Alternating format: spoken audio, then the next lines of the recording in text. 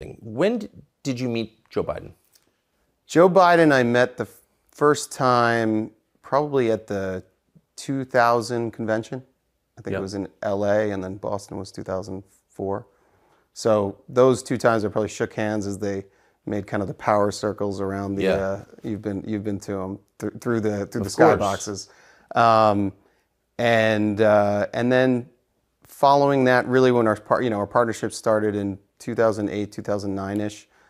Conversation started. That's when I re-met Hunter and actually had a sit down and meal with him, and talked about the transition from lobbying into strategic advisory, and then kind of some type of coalescence around having a private equity fund that would have this unique access and understanding of a regulatory environment in DC. Again, got it.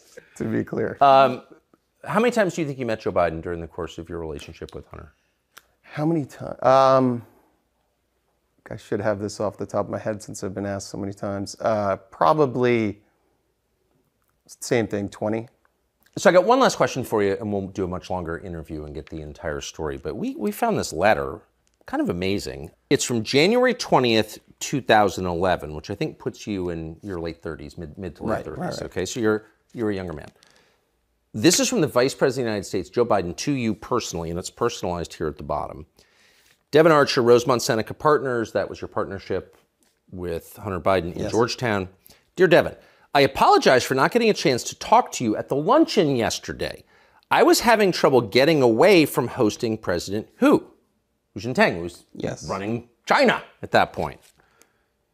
I hope I get a chance to see you again soon with Hunter. I hope you enjoyed lunch. Thanks for coming. Sincerely, Joseph R. Biden Jr. P.S. Handwritten, happy you guys are together. So there are many levels here. But here's the Vice President of the United States saying to you, a man in his mid-30s, who's not a government official, I'm sorry I was occupied with the guy who runs the world's largest country. I would much rather talk to you, and thank you. What was he thanking you for? Well, first of all, it's a lovely letter, and it was.